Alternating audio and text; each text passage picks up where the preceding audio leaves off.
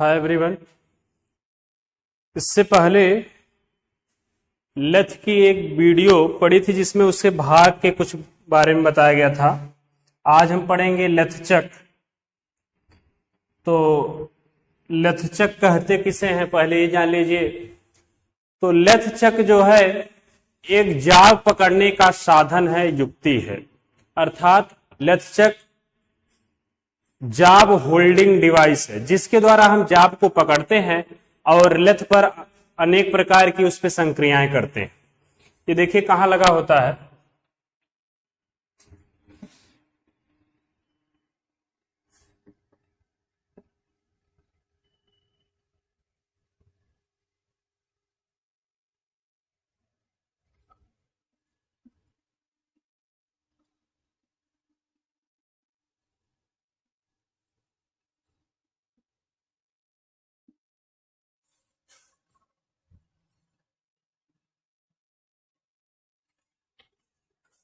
इस तरह से लेथ होती है। तो हेड स्टॉक में ये लेथ चक लगा होता है। इस चक में हम जाब को पकड़ते हैं और मोटर के द्वारा ये चक चलता है। तो जाब को जब इस चक में पकड़ लेते हैं, चक घूमता है तो जाब भी घूमता है। उसके बाद टूल पोस्ट अपना सेट करके टर्निंग है, ड्रिलिंग है, जो भी करना है करते हैं। इसकी देखिए चक इस प्रकार से होता है। इसमें ये जो है इसको जा कहते हैं, अर्थात ये जबड़ा होता है। इसको बॉडी कहते हैं। और इस जा को खोलने और सेंटर की तरफ लाने के लिए जिस युक्ति का उपयोग करते हैं उसे चक्की के नाम से जानते हैं। इसे कहते हैं चक्की। इसी के द्वारा हम इसे खोलते हैं, मतलब जा को सेंटर की तरफ लाते हैं या फिर जा को सेंटर से दूर करते हैं। जिसके जब सेंटर से दूर हो जाता है तो इसमें जाब डाल करके इसे सेंटर की ओर ला करके इसे बंद कर देते हैं। अर्थात ये जाब इसी में बंध जाता है। इसी में कुछ इस प्रकार से जाब बंध जाता है ऐसे। तो जाब बांधने के लिए चक्की का इस्तेमाल किया जाता है। अब देखिएगा लेथ चक कई प्रकार के होते हैं। देखिए पहला होता है फोरजा चक, दूसरा है थ्रीजा चक और तीसरा है कॉलेट चक, चौथा है मैग्नेटिक चक। इन चारों के बारे में हम अलग अलग डिटेल में पढ़ेंगे। तो आगे देखिएगा पहला फोरजा चक फिगर के साथ। फोरजा चक का ये फिगर है। फोरजा चक का दूसरा नाम है इंडिपेंडेंट चक या स्वतंत्र चक के नाम से जानते हैं। इसका दूसरा नाम है स्वतंत्र चक या इंडिपेंडेंट चक इंग्लिश में कहते हैं। फोरजा चक का उपयोग बड़े जाबों के लिए किया जाता है एवं अनियमित जाबों के लिए भी इसका उपयोग किया जाता है। इसके फोरजा चक के जो जा होते हैं वे अलग अलग चलाए जा सकते हैं। ठीक है, इसका तात्पर्य यह है कि ये जो जा लगे हुए हैं, ये जा, इस जा को हम अलग अलग चला सकते हैं। मतलब इस जा को हम अगर चाहते हैं सेंटर की ओर लाना तो ला सकते हैं, दूर ले जाना चाहते हैं तो ले जा सकते हैं। ऐसा नहीं कि सिर्फ इसको हम लाएंगे तो ये भी चलेगा, नहीं, अलग अलग चलाया जाता है इसमें फोरजा चक में। और जब यदि कोई बहुत बड़े जाब को पकड़ने की आवश्यकता है तब इसको हम पलट देते हैं। इस जा को हम पलट के लगा देते हैं। जब पलट के लगाते हैं तब जगह हो जाती है तो हम बड़े जाब को पकड़ सकते हैं। इसके बाद अगला टाइप देखिएगा थ्रीजा चक।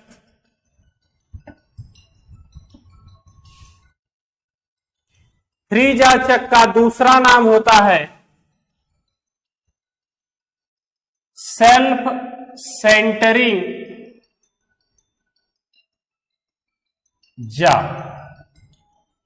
इसे थ्रीजा चक इसलिए कहते हैं क्योंकि इसमें 3 जा लगे होते हैं, 3 जबड़े लगे होते हैं। ठीक, सेल्फ सेंटरिंग जा इसलिए सेल्फ सेंटरिंग चक है। देखिएगा सेल्फ सेंटरिंग चक्र है।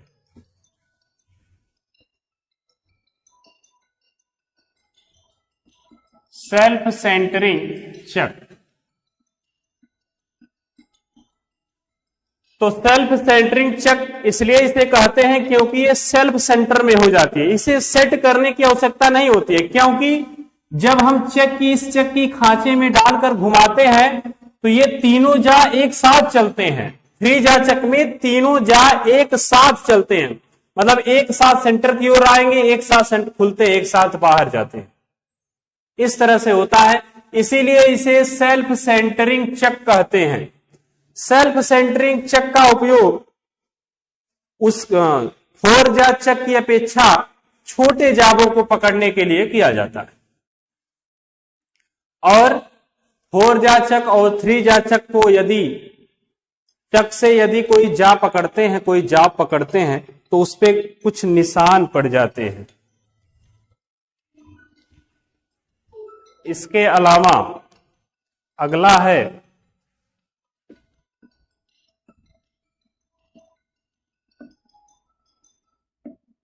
कॉलेट चक्र। देखिएगा, अगला है कॉलेट चक्र। तो कॉलेट चक्र का उपयोग छोटे जाबों के लिए करते हैं, छोटे पुर्जों को पकड़ने के लिए करते हैं, जैसे कोई पिन वगैरह हो गया उसे पकड़ने के लिए इसका उपयोग करते हैं।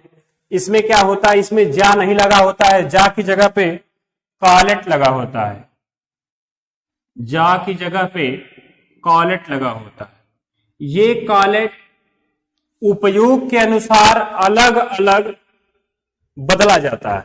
यदि अब कॉलेट चक्र में बेलनाकार,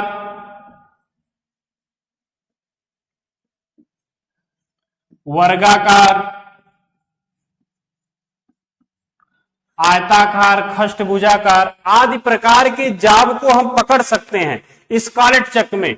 इसमें क्या होता है कि यदि हमको बेलनाकार लगाना है तो बेलनाकार कॉलेट लगेगा, यदि आयताकार जाब पकड़ना है, वर्गाकार या खष्टभुजाकार पकड़ना है तो उसी प्रकार का कॉलेट का हम इस्तेमाल करते हैं। उससे क्या होता है, कॉलेट को पकड़ने से किसी भी जाब पर कोई निशान नहीं पड़ता है, ठीक है, तो इसे कॉलेट चक्र कहते हैं। तो जब किसी चक्र में जा के स्थान पर कॉलेट होगा तो उसे क्या कहेंगे, कॉलेट चक्र। ठीक, अगला है मैग्नेटिक चक्र। मैग्नेटिक अर्थात चुंबकीय चक्र। ये 2 प्रकार के होते हैं। तो पहले जानिए चुंबकीय चक्र कहते किसे हैं।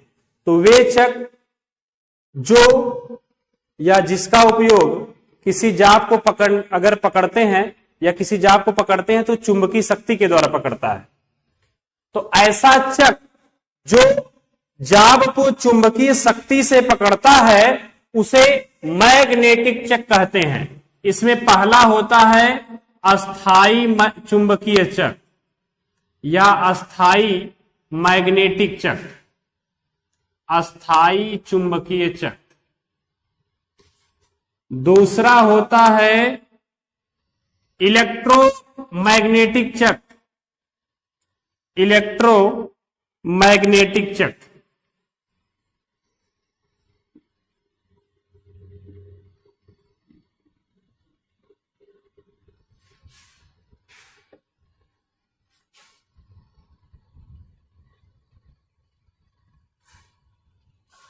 एक मिनट रुकिए।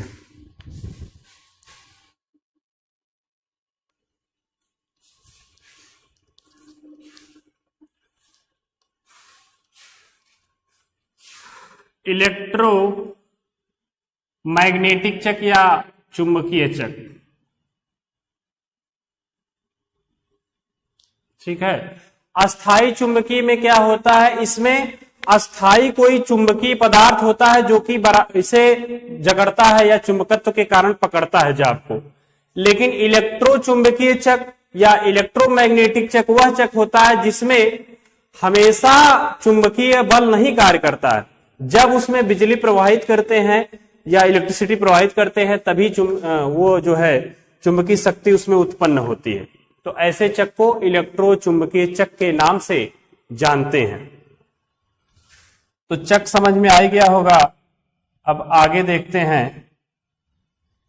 Lathe centres. कुछ लेथ सेंटर्स हैं। अब लेथ सेंटर्स पहले होते क्या हैं इसको जानिए।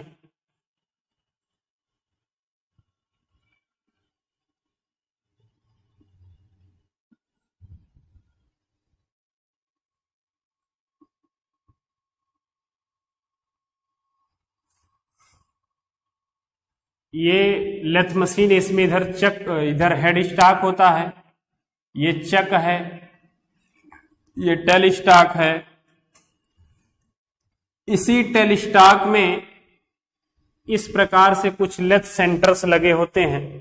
लेथ सेंटर्स जानिए पहले हैं क्या चीज।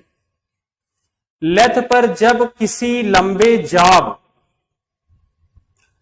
पर संक्रिया करना होता है, तब जिस टूल के द्वारा हम इसे सहारते हैं, ऐसे बीच में मान लीजिए ये जॉब है, अब इसे सहारा दे रहा है, तो जिस टूल के द्वारा हम इसे सहारते हैं उसे लेथ सेंटर्स कहते हैं या लेथ सेंटर कहते हैं। तो वह टूल जो लंबे जाब को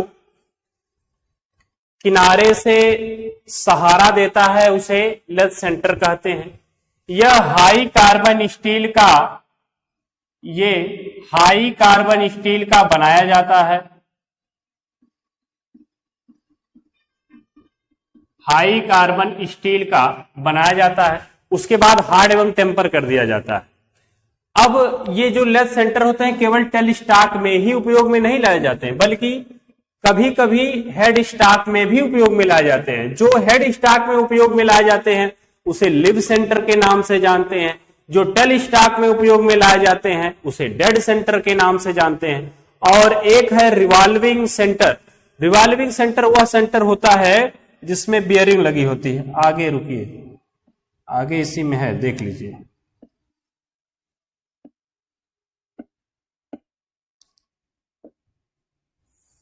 देखिए types of lathe centre. Lathe centre के प्रकार, पहला है लिव सेंटर।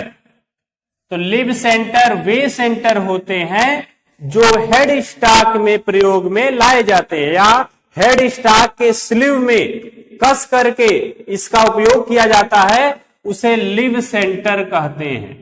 तो जो हेड स्टॉक में प्रयोग में लाया जाता है या हेड स्टॉक की तरफ से प्रयोग में लाया जाता है उसे लिव सेंटर कहते हैं।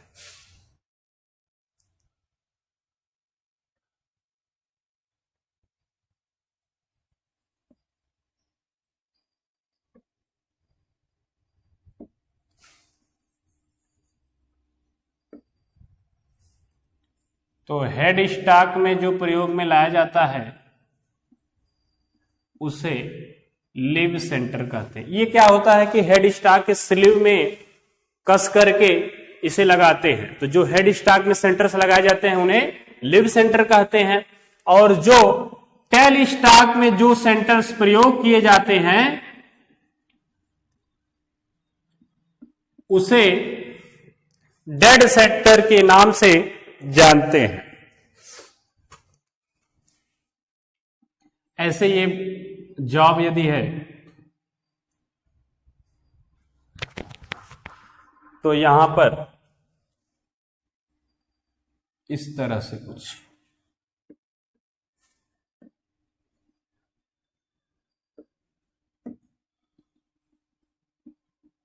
ये सेंटर्स हैं और यहां पर कोई जॉब है, तो इसे इस तरह से ये सहारा प्रदान करते हैं। जब कोई लंबा जॉब होता है तो उसे सहारा प्रदान करते हैं। तो जो टेल स्टॉक की तरफ लगा होता है उसे डेड सेंटर कहते हैं। यदि हेड स्टॉक की तरफ से कोई सेंटर उपयोग में लाया जाता है उसे लिव सेंटर कहते हैं। लिव सेंटर क्या होता है, इसका जो नोक होता है बहुत ही छोटा होता है, उसे सपोर्ट करता है आसानी से, और इधर का थोड़ा सा बड़ा होता है। और यदि इसमें इसी डेड सेंटर में यदि यहां बियरिंग उपयोग में लाई जाती, यहां पर एक बियरिंग लगा जाए तो ये जॉब के साथ पूरा घूमता है। इसका आगे का जो नुकीला भाग है पूरा जॉब के साथ घूमता है। इससे क्या होता है, घर्षण, जो घर्षण होता है उत्पन्न नहीं होता है।